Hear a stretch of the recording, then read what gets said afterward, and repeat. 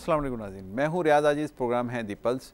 नाज़रीन, पाकिस्तान में एक बहुत बड़ा अलमिया यह है कि इदारे अपना काम ठीक तौर पर नहीं करते, लेकिन उससे भी ज़्यादा बड़ा अलमिया यह है कि कुछ इदारे जो नहायत सेंसिटिव हैं, बहुत ज़्यादा अहमियत के हामिल हैं, उनके पास वो सारे इक्विपमेंट्स मौजूद नहीं हैं कि जिनके ज़रिए उनको काम करने की जिनके ज़रिए वो काम कर सकें और जिनके ज़रिए वो अपने मामलात को आगे चला सकें। मैं आज के प्रोग्राम में इसी ताल्लुक़ से बात करूंगा कि बम डिस्पोजल स्क्वाड जो है वो पाकिस्तान का पूरे पाकिस्तान में है और पुलिस का ये डिपार्टमेंट आमतौर से होता है और इसके पास वो इक्विपमेंट मौजूद नहीं है कि जो होने चाहिए और उसकी वजह से बहुत सारे हादसा होते हैं। अभी गुज़िश्ता दिनों एक टेलीविज़न चैनल पर बैठकर एक बम डिस्पोजल स्क्वाड के एक एहलकार ने अपनी कहानी सुनाई। इसकी एक टांग ज़ाया हो गई थी बम को डिफ्यूज़ करते करते। उसने दर्जनों बम उससे पहले डिफ्यूज़ किए, लेकिन वो हादसा इसलिए हुआ कि प्रॉपर इक्विपमेंट नहीं थे। आज भी कोयटा में बलूचिस्तान में एक ऐसा वाक़या हुआ है कि जिसमें एक डिस्पोजल स्क्वाड का एहलकार बम डिस्पोज कर रहा था, उसने डिफ्यूज़ किया, एक को किया फिर दूसरे को किया, लेकिन तीसरा बम जब वो डिफ्यूज़ करने गया तो ब्लास्ट हो गया और उसमें वो शहीद हो गया।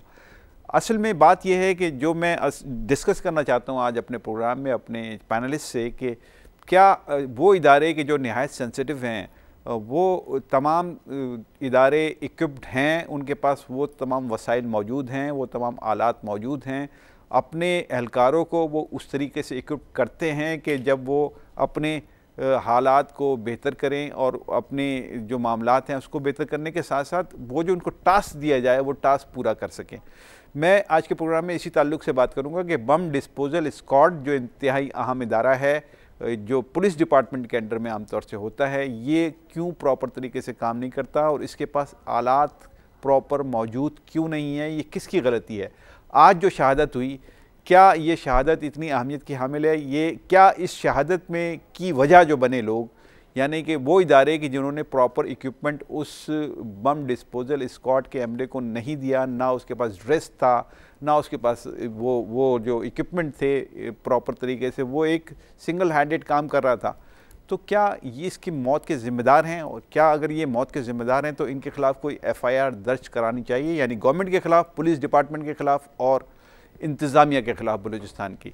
मेरे साथ आज के इस प्रोग्राम में गुफ्तगू करेंगे जनाब रियाज मोहिद्दीन, कर्नल रिटायर्ड रियाज मोहिद्दीन, यहाँ पर मेरे प्रोग्राम में शरीक रहते हैं दिफाई तजज़ियाकार के तौर पे। बहुत शुक्रिया सर तशरीफ़ लाने का। मेरे दूसरे आज के मेहमान हैं कमर रिजवी साहब, आप सीनियर जर्नलिस्ट हैं, बहुत शुक्रिया कमर रिजवी आपका तशरीफ़ लाने का। और मेरे तीसरे मेहमान हैं बशारत मिर्ज़ा, आपका ताल्लुक़ है PDP से, सदर हैं PDP के। बहुत शुक्रिया बशारत मिर्ज़ा आपका तशरीफ़ लाने का। सर ये बताइए आप जनाब के अगर ये सूरत हाल होती है और पाकिस्तान में जो अहम तरीन इदारे हैं वो इक्विप्ड ही नहीं होते, उनके पास वो इक्विपमेंट ही मौजूद नहीं होते जिनके ज़रिए वो फ़ाइट करें, तो जो आप दहशत गर्दी के ख़िलाफ़ जंग लड़ रहे हैं वो कैसे लड़ पाएंगे? बिस्मिल्लाहिर्रहमानिर्रहीम।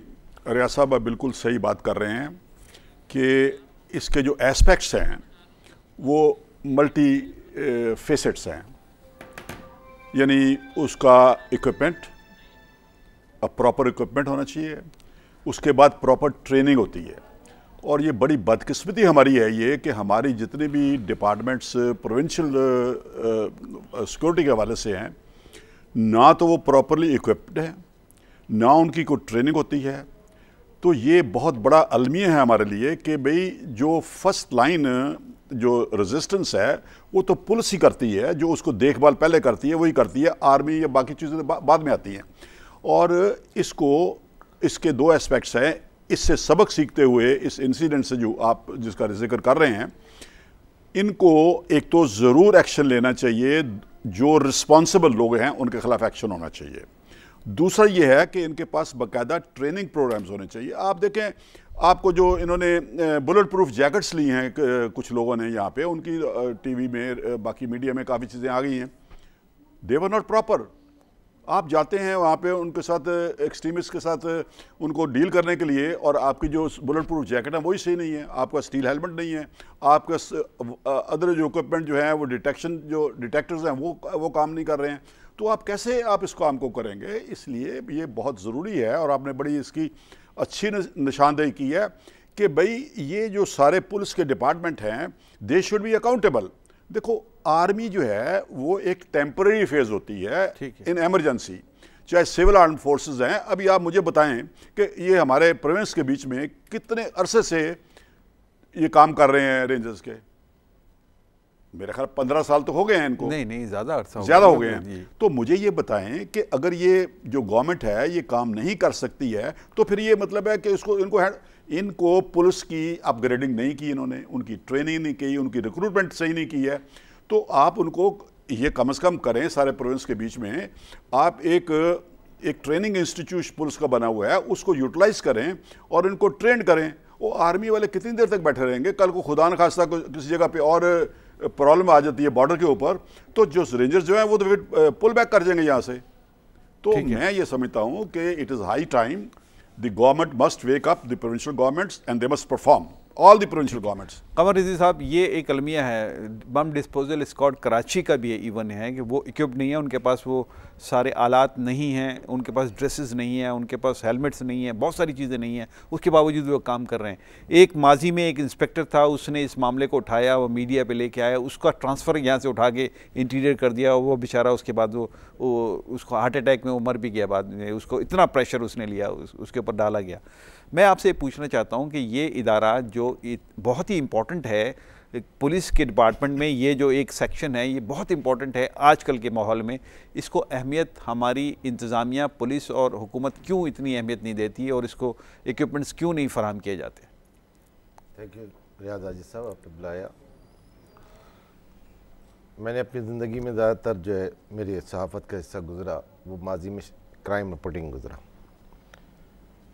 अगर आपको इस अपने सवाल के लिए आपको माजी में जाना पड़ेगा। यहाँ कराची में पहला खौफनाक धमाका 89 में ज़ियाउल-हक़ के दौर में हुआ था। सदर और इम्प्रेस मार्केट जो बोरी बाज़ार है, दो बड़े, उस वक्त एक सब इंस्पेक्टर मोइन साहब थे जो पूरे स्क्वाड का, जिसमें 8 सिपाही थे और एक सब इंस्पेक्टर था जो पूरे बम। हमने इस इदारे को गैर ज़रूरी समझा था। इसमें ना इसका कोई सुनने वाला होता था, ना कोई पूछने वाला होता था। एक छोटे से कमरे में ये होता था। उस आदमी को पता नहीं कहाँ से थोड़ी सी ट्रेनिंग दे दी थी, वो बूढ़ा आदमी था और वही सब कुछ जो है। अच्छा, उस ज़माने में ये होने के बाद उसको प्रमोट कर दिया, मगर इसमें तोसी नहीं की गई। इसको बाकायदा एक फ़ाल इदारा बना नहीं महसूस किया गया कि भाई ये फ़ाल इदारा। अब तो सीरीज़ ऑफ धमाके हो रहे हैं।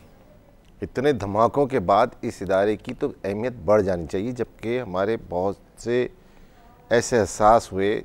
रबी अव्वल में 12 रबी अव्वल का जो धमाका था उसके लिए स्कैनिंग होनी थी, सारी चीज़ें होनी थी।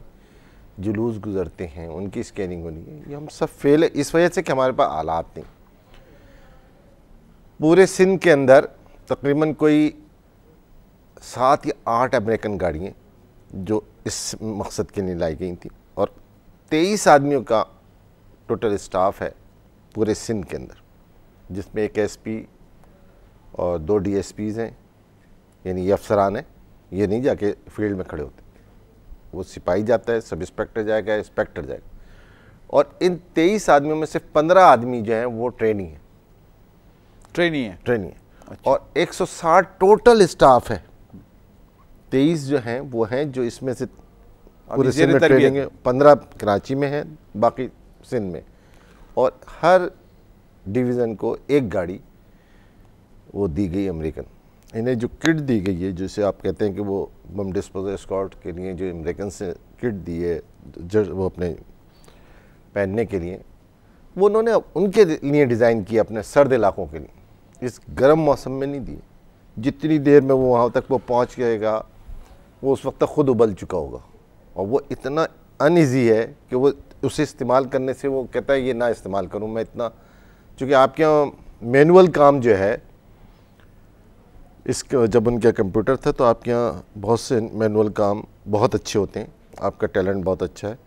मैं इसका मकसद ये नहीं है कि इस अहम को, जिसमें सीरीज़ चल रही हो धमाकों की, इसकी अहमियत ख़त्म कर दी जाए, ट्रेनिंग ना दी जाए, स्टाफ ना बढ़ाया जाए, इनको जिस बारे में आप कह रहे हैं आज वाले धमाके में, अगर SOP पूरी फॉलो की जाती कि ये आदमी जाएगा, इसके पीछे फला आदमी जाएगा और इसको इस तरह से इसको डिटेक्ट करेगा और इस तरह नहीं, वो तो बिल्कुल सादा कपड़ों में कर रहा था ना, तो बिल्कुल वो बैठा नेगेड हैंड से सादा कपड़ों में एक तो आदमी बम डिफ्यूज कर रहा, 2 बम उसने डिफ्यूज कर लिए।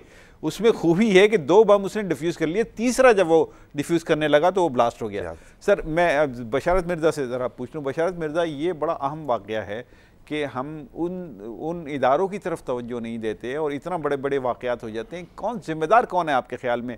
पुलिस डिपार्टमेंट ज़िम्मेदार है इसकी कि वो डिपार्टमेंट है, डिपार्टमेंट के लोग ही अपने डिपार्टमेंट को, अपने एक इदारे को, जो उनका जो छोटा सब डिपार्टमेंट है उसकी तरफ तवज्जो नहीं देते और उसको इक्विप नहीं करते और उसके लिए बजट जो आता है वो भी इधर उधर हो जाता है, वो बजट भी उसके ऊपर नहीं लगता। इसके लिए पुलिस आपको जिम्मेदार समझते हैं? इसके लिए आप वज़ीर आला को या गवर्नमेंट को ज़िम्मेदार समझते हैं या इंतज़ामिया जो इंतज़ामिया ब्यूरोक्रेसी है वो ज़िम्मेदार? कौन है आपके ख्याल में? बिस्मिल्लाहिर्रहमानिर्रहीम। बहुत शुक्रिया। बात ये रियाज आजिज़ साहब के ये एक इम्पॉर्टेंट आपने इशू फिर उठाया एक दफ़ा कि देखें क्या सूरत हाल चल रही है। जैसे अब मुझसे पहले मेरे दोस्तों ने इस पर तफसील से रोशनी डाली और आपने तो बहुत तफसील से बताया कि टोटल देखिए मामलात ये है, आपने बड़े अच्छी पहले हमारे पास पाकिस्तान में सूरत हाल ये हो रही है कि जिस इदारे का जो काम है, कोई भी इदारा वो काम कर ही नहीं रहा।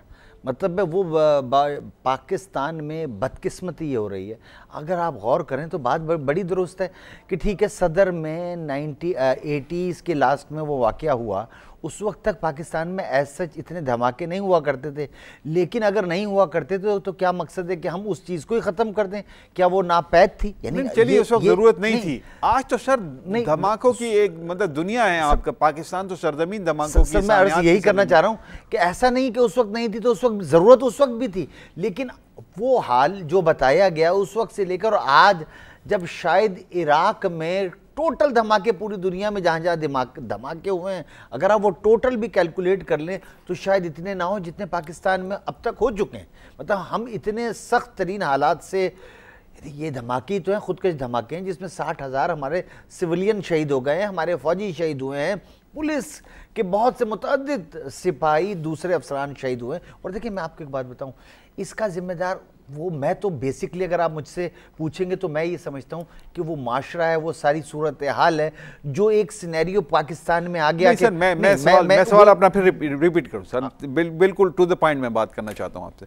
सर ये बताइए कि अगर इसमें गवर्नमेंट जिम्मेदार है तो गवर्नमेंट के खिलाफ FIR होनी चाहिए कि आपने अपने एहलकारों को क्यों प्रॉपर तरीके से इक्विपमेंट्स फराहम नहीं किए और आप जिम्मेदार हैं उसकी मौत के। अगर इसमें पुलिस डिपार्टमेंट जिम्मेदार है तो जो उसके हाई अप्स हैं पुलिस डिपार्टमेंट के, उनके खिलाफ FIR दर्ज होनी चाहिए। और अगर इसके जिम्मेदार जो हैं वो इंतजामिया है तो इंतजामिया के खिलाफ मैं आपसे सिंपली ये पूछ रहा हूँ, who is responsible and who should be found guilty? ठीक है, देखें बात ये है, मैं आपको एक अर्ज करूँ, ये सवालात और जवाबात फिल इन द ब्लैंक की तरह नहीं होती। जब तक आप उसके पास में नहीं जाएंगे, उसके सियाको सबाक में नहीं जाएंगे, रियाज आजिज़ साहब, जवाब नहीं मिलेगा।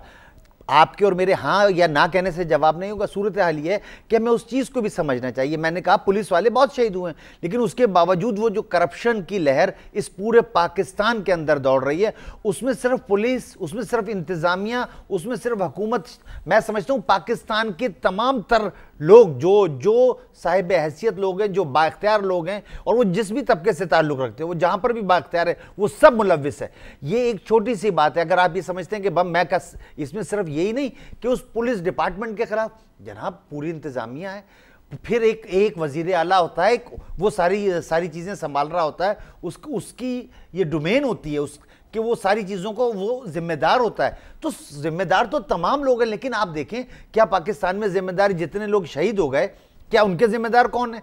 बात अगर हम जिम्मेदारियों का तयन करने आ जाएं तो मैं आज पूछना चाहता हूं कि पाकिस्तान में जो ये खुदकश धमाके हो ना, इसका जिम्मेदार कौन है? सर ये तो अलग नहीं चीज़ है ना सर, एक बार वो ठीक है, वो आप सही कह रहे हैं। चीज आप थोड़ी सी मेरे क्वेश्चन को फोकस नहीं कर रहे हैं, या पता नहीं आप गवर्नमेंट को शायद बचाना चाह रहे हैं। गवर्नमेंट बिल्कुल नहीं बचाना चाहता। गवर्नमेंट अगर एक डिपार्टमेंट उसने बनाया है और उसको वो इक्विपमेंट्स नहीं फराहम कर रहे, और अगर उसमें से कोई अहलकार कुछ शिकायत कर दे मीडिया पर आके, तो उसके साथ वो बदसलूकी की जाती है कि उसको उठा के एक ऐसे इलाके में ट्रांसफर कर दिया जाता है कि जहां वो हार्ट अटैक से मर जाता है। तो फिर ऐसी सूरत में क्या कहेंगे आप सर? यही वतीरा है आपके यहाँ साहिब इख्तियार लोगों का, यही वतीरा है। मैं जो कहना चाह रहा हूं रियाज हाजी साहब, मैं आपकी बात बिल्कुल दुरुस्त है। अगर आप 2+2 का जवाब चाहते हैं तो ओवियस है कि जो उसकी हाई कमांड है, सबसे पहले तो FIR उनके खिलाफ होनी चाहिए। देखिए, लेकिन जो मैं आपको बात कहना चाहता हूं वो ये कहना चाहता हूं कि भाई यही वतीरा हो गया है कि हमारे यहां रिस्पॉन्सिबिलिटीज नहीं ली जा रही, हमारे यहां मामला करके लैंग ऑन कर दिए जाते हैं हर फील्ड में।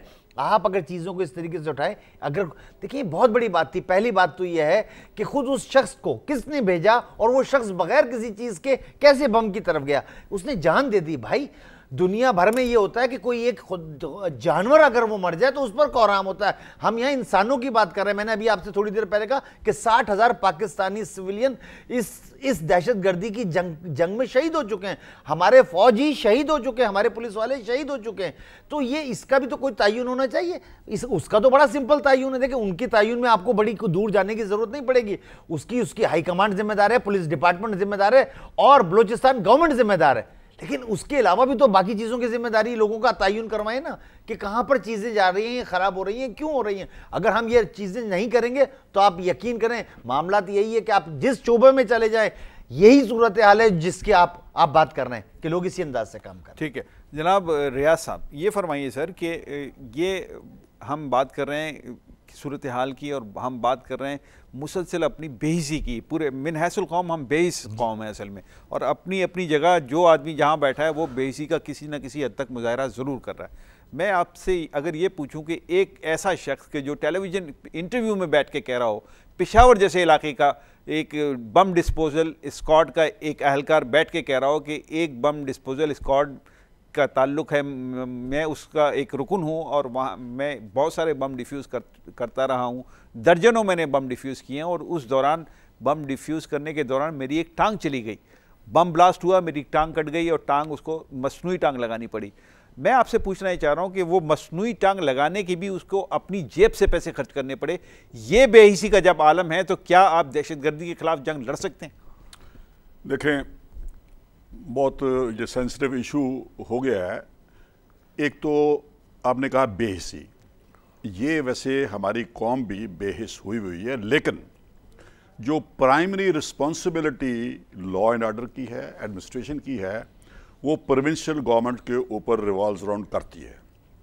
क्योंकि अगर किसी का चीफ मिनिस्टर कॉम्पिटेंट है और वो एक्शन नहीं लेता, उसकी इन्वेस्टिगेशन प्रॉपर तरीके से नहीं करता, तो उसको फैक्ट्स का पता ही नहीं लगेगा। तो it is primary responsibility chief minister of all the provinces है, और civil governments can not be absolved from this one at any cost. Let me tell you very frankly, ये इनकॉम्पिटेंट एडमिनिस्ट्रेशन जो है उसकी रिस्पॉन्सिबिलिटी है और उसको इसका जवाब देना चाहिए कि ये बंदा जो शहीद हुआ है कोयटे में, ये किसकी नेग्लिजेंस से हुआ है, and he should be brought to the justice. जब तक आप ये नहीं करेंगे आपका कुछ नहीं कर सकते हैं। ये बेसी जो लीडर होते हैं उनका क्या काम होता है? अंडे देने होते हैं उन्होंने, they are supposed to deliver. हमारा पब्लिक का काम है कि उनकी अकाउंटेबली करें और उनके खिलाफ जो है आवाज़ बुलंद करें कि भाई आपने इसके जवाब दें, उसके जो बच्चे हैं उनका क्या हाल होगा, उनकी तालीम का क्या ख्याल होगा। ये ऐसे बेसी ऐसे थोड़ी खत्म होगी। ठीक है नाज़रीन, इस वक्त टेलीफोन लाइन पे नहीं बल्कि वीडियो लिंक पर हमारे साथ हैं बलूचिस्तान के एक रिपोर्टर हैं बिजनेस प्लस के गुलजार वफ़ा। इनसे हम बात कर लेते हैं, थोड़ी सी पोजीशन इनसे ले लेते हैं कि क्या असल में हालात कैसे हैं वहाँ पर। अस्सलाम वालेकुम गुलजार वफ़ा। वालेकुम अस्सलाम। गुलजार, ये बताइए कि बलूचिस्तान से आपका ताल्लुक़ है, ये धमाका हुआ वहाँ पे ये, और इसके अंदर एक अहलकार बम डिफ्यूज़ करते हुए जाँबाक हो गया, शहीद हो गया। क्या कहते हैं आप, कितनी इक्विप्ड है, कितने वहाँ पर जो पुलिस डिपार्टमेंट के लोग हैं उनको कितना जदीद असला या जदीद इक्विपमेंट फराहम किया गया है हुकूमत की तरफ से? जी, मैं आपको ये बताता चलूँ कि हुकूमत की तरफ से जो है पुलिस एहलकारों को कोई इतना ख़ास असला फराहम नहीं किया गया है। और आज जो ये सोबतपुर के इलाके, वो भी मुंशी चेक पोस्ट के करीब ही ये तीन जो बम वहाँ नस्ब किए गए थे दहशतगर्दों के जानिब से, बड़ी दहशतगर्दाना कार्रवाई के लिए बम नस्ब किए गए थे, जिन्हें नाकारा बनाते हुए एक जो है BDS अमला का एक एहलकार जो है बम फटने से 2 को तो उसने अपनी तजुर्बे के साथ जो उसको ट्रेनिंग दी हुई थी उसके हिसाब से उसने 2 बम जो हैं वो एट ए टाइम ही उसने नाकारा बना दिए। उसके बाद तीसरा बम जो कि दूर दूर नस्ब किए गिरे हुए थे ज़मीन पे, तो उसको उसने कोशिश की कि मैं तीसरे बम को भी नाकारा करूं, पर वह बम का टाइमिंग पूरा हुआ था, इस हिसाब से वो जो बम फट गया। बम फटने से BDS का अमला तो शहीद हो गया। उसके बाद ही बारीपुर DSP गुलाम हुसैन बाजोई साहब ने बारी नफरी के साथ ही जाए वक़्वा पर पहुँच गए। और वो तो ठीक है, मुझे आप ये बताइए कि वहाँ की पुलिस जो है उसमें सेंस ऑफ रिस्पॉन्सिबिलिटी कितनी आई है, क्योंकि सबसे ज़्यादा अहम और सेंसिटिव है ये सूबा हमारा और इसके मुख्तलिफ इलाके, तो वहाँ पर ये दहशतगर्दी के वाक़यात तो मुसलसल होते रहते हैं। अब इसमें पुलिस की परफॉर्मेंस कितनी बेहतर हुई है और इस तरह के डिपार्टमेंट जैसे बम डिस्पोजल स्क्वाड डिपार्टमेंट है, इसको कितना मजबूत किया गया या किए जाने की कोशिश की गई है? जी बिल्कुल, पुलिस की जानिब से जो है पुलिस की कारकर्दगी पहले से बेहतर होती जा रही है। और ये जो बम BDS जो अमला है वो पुलिस के ये अमले से कुछ लोगों को वो चॉइस करते हैं, फिर उनको ट्रेनिंग देते हैं। और पुलिस की जैसे आपको पता है बलूचिस्तान जो कुछ इलाके हैं जो बिल्कुल एहसास इलाके हैं, वहाँ अक्सर यही बम जो नस्ब किए हुए हैं उनकी जो ये बम जो हैं वहाँ मामूल के मुताबिक जो मामूल बन चुका है अभी बलूचिस्तान में। तो ये अभी आप देखें कोटा में भी यही हुआ और अपने बलूचिस्तान के मुख्तलिफ जगहों पे आज भी ये बम का जो वाक़या पेश हुआ जिसमें BDS का अमला जो है ना शहीद हुआ है। पुलिस की कारकर्दगी इतनी तो है, बल्कि वो जगह तक पहुंच जाता है, फिर पहुंच तो जाते हैं सारी पुलिस, तो फिर वो बाद में तो पहुंच ही जाती है। बहुत शुक्रिया आपका जनाब गुलजार वफा हमारे साथ थे। मैं एक ब्रेक पे जा रहा हूँ नाज़रीन, वापस आता हूँ, गुफ्तगू दोबारा यहीं से शुरू करते हैं।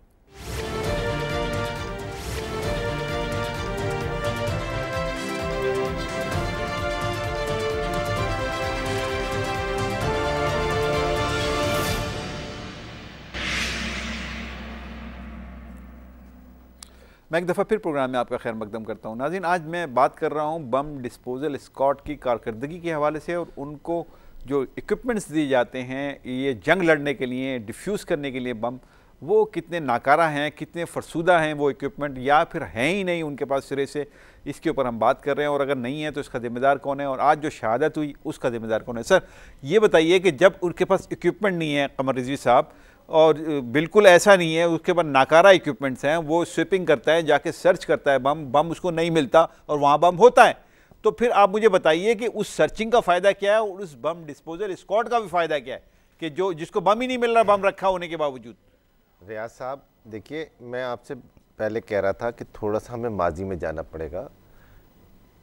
आपसे मैंने कहा एक सब इंस्पेक्टर उसका इंचार्ज होता था, जिसे बाद में प्रमोट करके इंस्पेक्टर बनाया है। उसके बाद आज तक ये इदारा फाल नहीं हो सका, जबकि एक बड़ी सीरीज़ इस शहर में हुई है और हर एक बम की अलग नौइयत है। अगर आप अब्बास टाउन के धमाके जो गाड़ी है उसके धमाके की बात करें तो सामने की बिल्डिंगें उड़ गई, पीछे के फ्लैट्स के प्लास्टर उखड़ गए, खौफनाक धमाके। यहाँ जो और इसमें नेशनल पार्क में धमाके हुए, छोटे बम की बात नहीं कर रहा मैं, बड़े बमों की बात कर रहा हूँ। मगर स्कैनिंग, आपके वॉक थ्रू जो डोर लगाते हैं उसमें से बम लेके निकल जाए, आप मेटल डिटेक्टर है वो बम वो नहीं है उसके लिए तैयार के आप इसमें से बारूदी कोई सामान लेके जाएंगे तो वो मेटल डिटेक्टर है। ये जो आपको स्कैनिंग करते हैं कभी कभी कहीं मतलब आउटडेटेड आपके पास इक्विपमेंट है ना, मैं यही कुछ तो भी आपसे नहीं कह रहा है, हूं वो तो कुछ भी वो नहीं, जो आप जो डिटेक्टर को लेके स्वीपिंग सिर्फ करते दिखाने हैं का है। उससे भी अगर आपको सर्च ना हो सके बम, कैसे हो गया? तो धमाका तो होगा, धमाके के बाद जो खतरनाक खौफनाक नतीजे आएंगे वो अपनी जगह है। इस दौर के बनाए हुए देसी बम जो हैं वो डिटेक्ट नहीं हो सकते, वो जो सॉफ्टिकेटेड बम है उनकी तो बात छोड़ दीजिए यार। आप उसके और स्टाफ उसको खाने के लिए ऐसे यानी यतीम यसीरों की तरह का स्टाफ है, वो उनकी अहमियत ही नहीं देते कि भाई इसको प्रॉपर ट्रेनिंग देनी है, इनको बराबर परेड करवानी है, इनको बराबर इनकी काउंसलिंग करनी है, इनको बराबर इनके प्रैक्टिस करवानी है। ना बस ठीक है पल रहे। वो जिस वक्त उन्हें कोई इत्तला मिल जाए तो गाड़ी नहीं होती कि वो स्पॉट पे पहुंच जाए, और जितने भी BDS के स्टाफ पहुंचते हैं वो धमाके के पास पहुंचता है 90%। धमाके के बाद तो खैर पहुंचता है, ये जो स्पेशल मगर एक बात और उसमें कह रहा हूं कि उसने बचाया सर, उस धमाके ने भी बचाया। और वो ये कहा जा रहा है कि वो नहर पे के करीब था और वो अगर पुश्ता खुलता तो वो कितनी फसलों को तबाह करता, कितने गाँव को ले डूबता। ये भी तो अपनी जगह बात है सर। जनाब रियाज साहब, सर ये बताइए आपके ये जो SOPs होते हैं, यानी कि स्टैंडर्ड प्रोसीजर जो होता है किसी भी काम को करने का, वो तो हमारे यहाँ फॉलो करने का एक वैसे भी रिवाज नहीं है, वो अपनी जगह है। लेकिन उसमें इक्विपमेंट का ना होना कितना काउंट करता है आपके ख्याल में, कि अगर वो इक्विपमेंट होते और वो SOPs फॉलो किए जाते तो ये जान बच सकती थी जो आज जाया हुई है?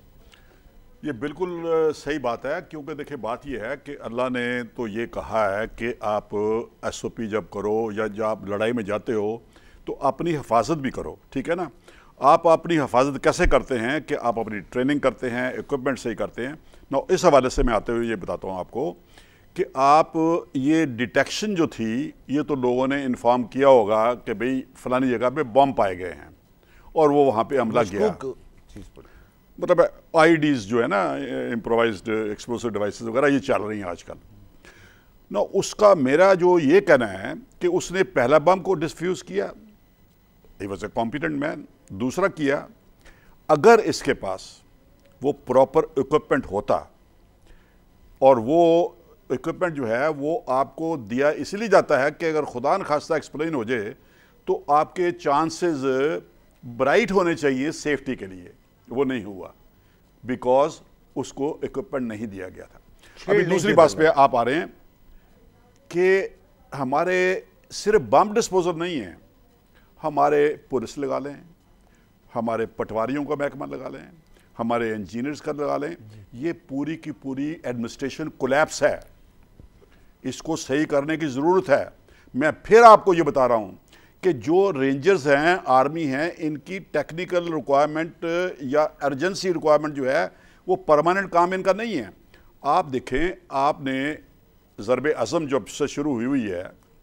अच्छा सर, यहाँ ठहर जाए, मुझे एक और अहम सवाल का जवाब दीजिए। ये बताइए कि आर्मी में भी बम डिस्पोजल स्क्वाड को होता होगा, उसका नाम मुमकिन है कुछ और होता हो, और पुलिस में भी होता है। डिफरेंस क्या है? आप आर्मी में रहें, आप बताइए कि डिफरेंस क्या है इसके अंदर, कि वहाँ वो कितने इक्विप्ड होते हैं, कितने ट्रेंड होते हैं, और ये हमारे पुलिस वाले ये कितने बेचारे हैं। मैं आपको ये अर्ज़ करना चाहता हूँ कि आर्मी के बीच में तो एक तो यूनिट की ट्रेनिंग होती है, माइन फील्ड जो आमतौर पे लगाई जाती है, और mine field is much more dangerous, क्योंकि वो तो आपको वो बड़े सेंसिटिव उसका फ्यूज़ होता है, उसके बाद थोड़ा सा प्रेशर भी पड़ जाए तो वो एक्सप्लोड कर जाता है। तो बेशुमार ट्रेनिंग हमारी होती है, और अगर खुदा न खास्ता इसका एक्सीडेंट हो जाए तो एक प्रॉपर इंक्वायरी होती है कि जो ऑफिसर ऑन इंचार्ज गया था उसने प्रिकॉशंस लिए नहीं लिए हैं, उसने अपने जवानों की जो सेफ्टी है उसका ख्याल किया ही नहीं किया है। अगर उसकी रिस्पॉन्सिबिलिटी फिक्स हो जाती है कि उसने नेग्लिजेंस किया है, ही इज़ पनिश्ड। ये सिविल में बिल्कुल नहीं होता, ये आर्मी में अकाउंटेबिलिटी करते हैं हम लोग। और हम मतलब है कि वहाँ पे तो बेशुमार मतलब किस्म का एमुनिशन, आर्म्स एमुनिशन की तरह आर्टिलरी एमुनिशन आपको कैरी हो रहा है, गाड़ी में कैरी हो रहा है, उसकी सेफ्टी होती है। अगर एक बम उसमें से फट जाए तो सारा का सारा ट्रक जो है वो सारा फट जाएगा वो। तो इसलिए आर्मी के बीच में तो बहुत अल्हम्दुलिल्लाह अच्छी ट्रेनिंग करते हैं और अकाउंटेबिलिटी भी होती है। मैं ये एम्फेसाइज करना चाहता हूँ कि हमारे यहाँ पुलिस के बीच में या और भी बाकी इदारे हैं, इसमें ना ये ट्रेनिंग करते हैं, ना इनकी उसकी सेफ्टी इक्विपमेंट की इम्प्लीमेंटेशन करते हैं, और ये हादसे होते हैं। मैं तो इनको दाद देता हूँ इस पुलिस के जवानों को और उनके जो जूनियर ऑफिसर्स हैं कि ये बहुत बहादुर हैं। यकीनन बहादुर है कि एक आदमी जो उसको पता है कि मैं मर भी सकता हूँ, जाके वो नेगेड हैंडेड काम कर रहा है, तो इसका मतलब है कि वो हौसला रखता है। सर एक मिनट ज़रा मैं इनसे बशारत मिर्ज़ा सर ये बताइए बशारत साहब कि पाकिस्तान की ये सूरत हाल ऐसे हालात में है कि जब दहशतगर्दी के वाक़यात मुसलसल हो रहे हैं, जिस पे आपको सबसे ज़्यादा तवज्जो देनी चाहिए जिन इदारों पर, वहाँ से आपकी नज़र बची हुई है, तो कैसे मामलात फिर आगे बढ़ेंगे, कैसे आप इस जंग में कामयाबी हासिल करेंगे? बिल्कुल दुरुस्त, आपने बिल्कुल सही निशानदेही की। देखिए बात यह है रियाज साहब कि मैं यही अर्ज़ करना चाहता था, थोड़ा सा आप देख लें कि मैं अर्ज़ करना ये चाहता था कि कराची में रेंजर्स की बात हुई 1988 से है, 88 के बाद रेंजर्स कराची में आई और आज तक पुलिस यानी उस वक्त से लेके अब तक तो ट्रेंड हो जानी चाहिए थी ना, लेकिन आज भी आपकी पुलिस ये ज़रबेज़ छोड़े, ये आम मुजरिमों के लिए भी प्रॉपर ट्रेंड नहीं है। तो ये मैं कर्नल साहब की इस बात से मुत्तफिक हूँ। नहीं, मुझे बताइए ना, ये देखें सर, ये आपने एक नई बहस छेड़ रहे हैं आप कि who should be held responsible for this, के पुलिस अगर रेंजर्स जो है 20 साल से ज़्यादा कराची में है और आपने अपनी पुलिस को इस काबिल नहीं बनाया, कौन रिस्पॉन्सिबल है इस बात का? वो हुक्मरान रिस्पॉन्सिबल हैं, और कौन रिस्पॉन्स, बिल्कुल स्ट्रेट फॉरवर्ड है। देखें जी, मैं आपसे अर्ज करता हूं, और अगर आप हुक्मरानों की लिस्ट लेना चाहते हैं तो ऑल स्टार्टेड के आई, पहली दफा रेंजर्स आई पाकिस्तान पीपल्स पार्टी के दौर में, वो जिम्मेदार है। उसके बाद PMLN जिम्मेदार है। उसके बाद परवेज मुशर्रफ 10 साल तक रहे और वो फौज से ताल्लुक रखते थे, वो जिम्मेदार है। और आज मौजूदा हुकूमत में नवाज शरीफ दोबारा तीसरी मरतबा जिम्मेदार है। मैं जो कहना चाह रहा हूं आपको कि ये हमें अब होश के नाखून लेने चाहिए कि हमारे यहाँ बड़े बड़े मसाइल हैं। जनाब आप एक बात बताएं, ये जलजला आया था कश्मीर का, हमने कहा था कि हमारे पास तो यानी सरकारी जराओं के पास एक मशीन नहीं थी, हैवी इक्विपमेंट एक नहीं था कि आप निकाल सकते। उस वक्त हुआ कि नहीं जनाब, एक बाकायदगी से पूरा डिपार्टमेंट बनाया और अब सब सही होगा और ये होगा। आज मैं पूछना चाहता हूं कितना डिपार्टमेंट, कितनी चीजें, कौन जिम्मेदार है? ऑफ कोर्स वो बाख्तियार तबका जिम्मेदार है जो हुक्मरान तबका है, और वो हुक्मरान का ताल्लुक सिविलियन से हो या किसी और इदारे से हो, लेकिन जो उस वक्त हुक्मरान है वो जिम्मेदार है। तो आज भी आप और मैं जिम्मेदार नहीं है, आम आदमी जिम्मेदार नहीं है, ये हुक्मरान जिम्मेदार हैं। खुदा न खास्ता पाकिस्तान में अगर कोई बहुत बड़ा जलजला या कोई चीज आ जाए, आज आप फिर दूसरों की तरफ देख रहे होंगे। आप तो इमरजेंसी के लिए लोगों को निकाल तक नहीं सकते।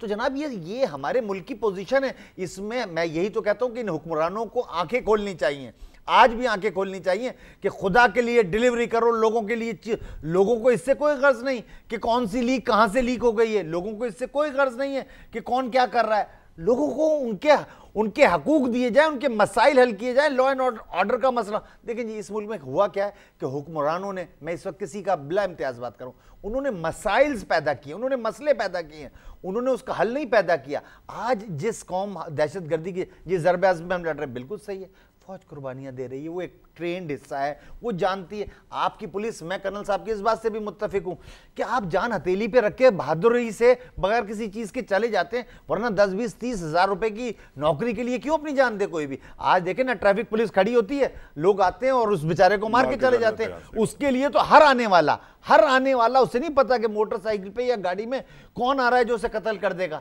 तो ये सारी सूरत हाल क्यों पहुंची है स्नैच पर, ये सवाल आपको उठाना चाहिए, आपको लार्जर स्केल पर उठाना चाहिए रियाज आजी साहब के इस मुल्क में ये सारे मामलात का कौन जिम्मेदार है, और जो जिम्मेदार है उनका तायुन होना चाहिए, तायुन के सजा भी होनी चाहिए। और सर, जी पहले आप तायुन करें, फिर उन्हें पनिश करें, उन्हें कोर्ट ऑफ जस्टिस में लाएं। ठीक है जनाब, ये बताइए कमर रिजवी साहब कि ये चलिए वाकया हो गया, ये बहुत अहम बात अब मैं करने जा रहा हूँ आपसे। उसकी फैमिली है, उसके बच्चे हैं, उसकी बीवी है, उसके बच्चे हैं, अब उनका कोई वाली वारिस नहीं है। अब पाकिस्तान में और ख़ास तौर से पुलिस डिपार्टमेंट में जिस तरह तज़ीक का निशाना बनाया जाता है, रिटायरमेंट के बाद या कोई आदमी अगर ना हो, उसकी बेवाओं को या उसकी फैमिली मेम्बर्स को उसका कोई सानी नहीं है, उसका कोई जवाब नहीं। मैं आपसे ये पूछना चाहता हूँ कि क्या मौजूदा गवर्नमेंट को इस हवाले से, ख़ास तौर से इतना बड़ा एक हादसा हो गया, कोई स्टैंडर्ड और इसमें कोई SOP तय करना चाहिए कि भाई अब जो उसको आपने अर्जाना देना है, जो उसको पैसे देने हैं, या उसके बच्चों की मुलाजमत का मामला है, या उसकी बीवी को आपने उसकी कफालत करनी, कैसे मुमकिन होगा, क्या करना चाहिए आपके ख्याल में गवर्नमेंट को? देखिए, गवर्नमेंट ने एक तो बाकायदा अनाउंस कर दिया है कि कोई भी एहलकार अगर किसी हादसे का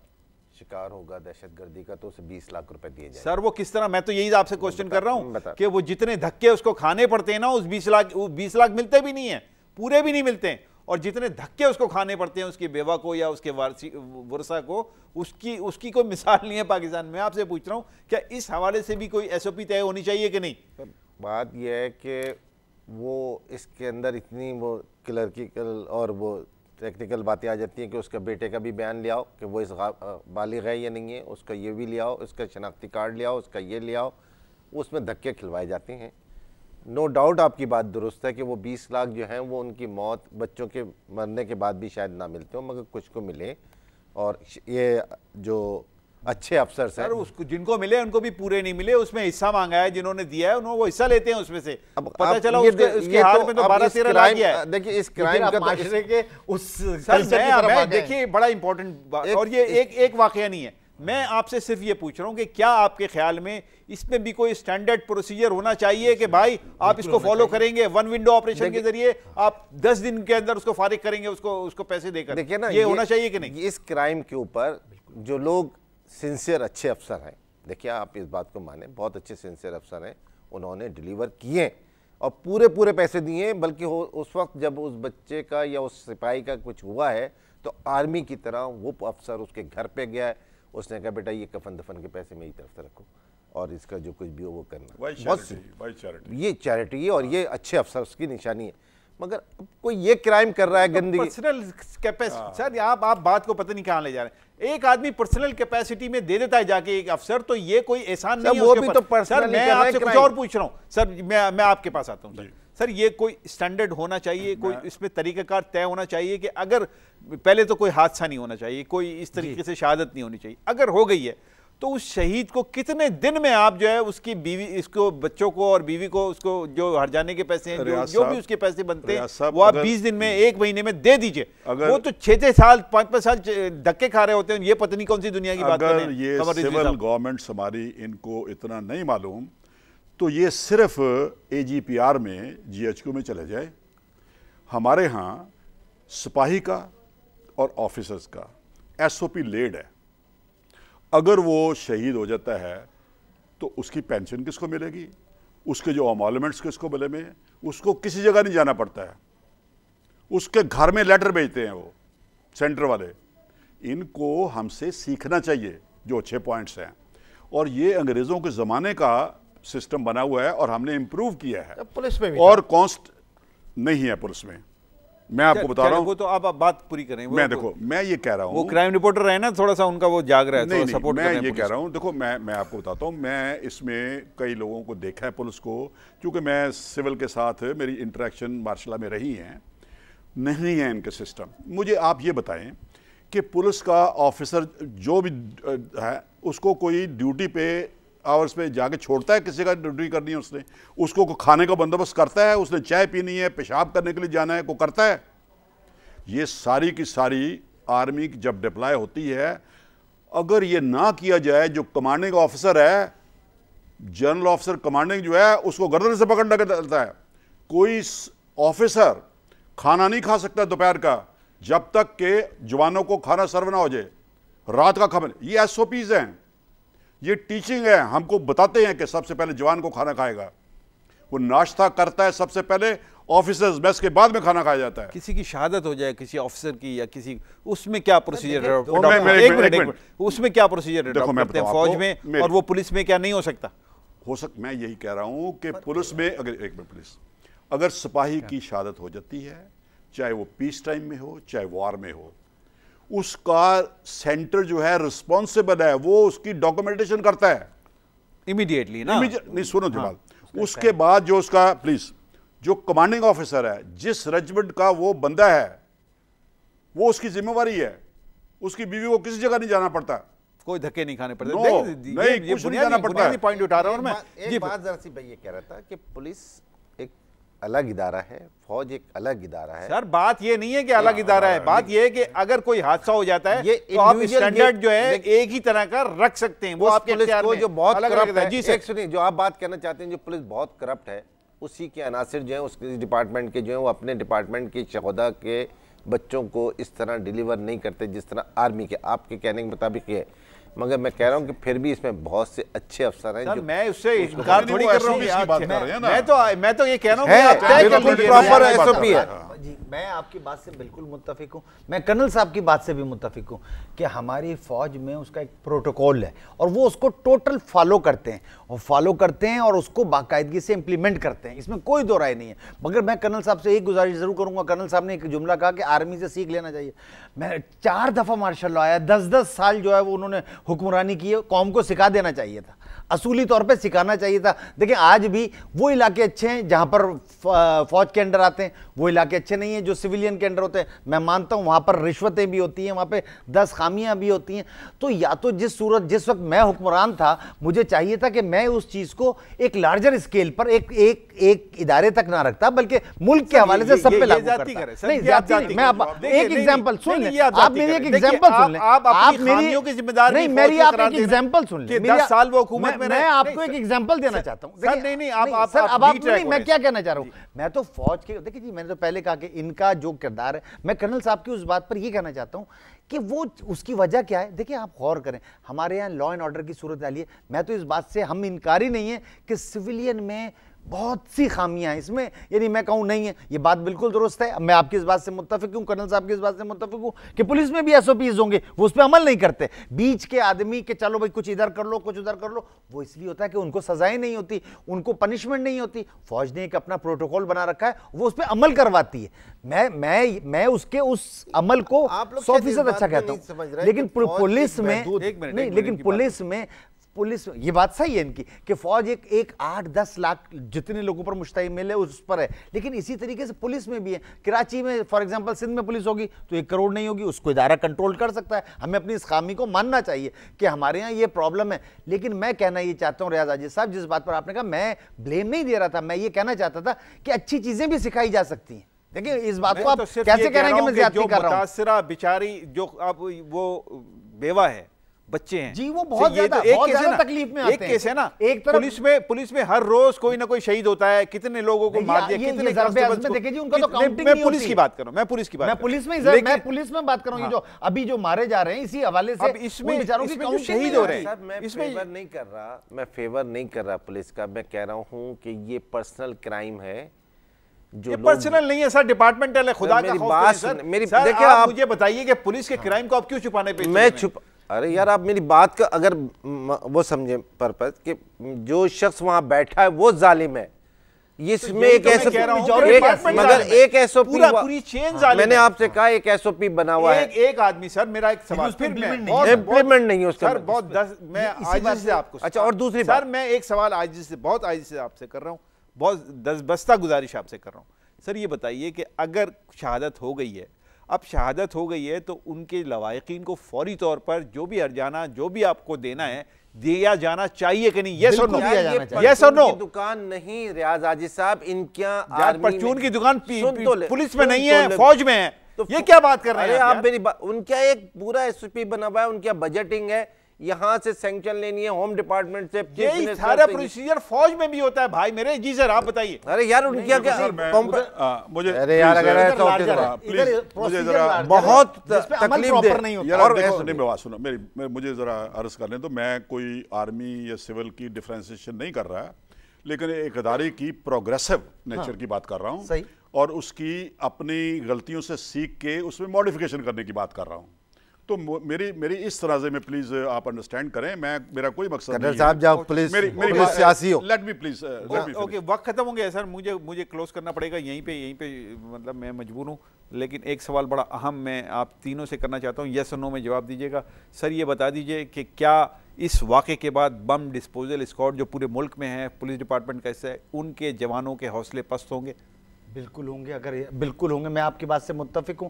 और इस पर इनको इमीडिएटली तौर पर सिविलियन इदारों को मैं ये चाहता हूं कि वो अपने मामलात को बेहतर बने। जी जनाब। बिल्कुल मॉरल नहीं डाउन होगा, आपकी फोर्सेस तमाम चाहे किसी भी स्टेज पर हो वो बहुत स्टैंड करती है, वो अपने लिए अपने वतन के लिए, मगर उनको तरबियत। आप ये दूसरे मानों में कह रहे हैं कि वो आराम से बैठो? नहीं आराम से नहीं है, कुछ नहीं हो रहा, कोई तब्दीली अपनी जान देने के लिए फर्क पड़ेगा। मोरल डेफिनेटली डाउन होता है, लेकिन मजबूरी बेचारे नौकरी करते हैं। लेकिन ये जो बात कर रहे हैं ना, देखो आपको अपनी गलतियों से सीखना चाहिए और आगे मूव करना चाहिए। ठीक है, बहुत शुक्रिया आप तीनों साहिबान का, आपने गुफ्तगू की। नाज़रीन ये गुफ्तगू आप तक पहुंच गई। मैंने कोशिश की कि इसके सारे सवालात पे बात कर लूं, लेकिन जितनी मैं कर सका मैंने कर ली। इजाज़त चाहता हूं, अल्लाह हाफ़िज़।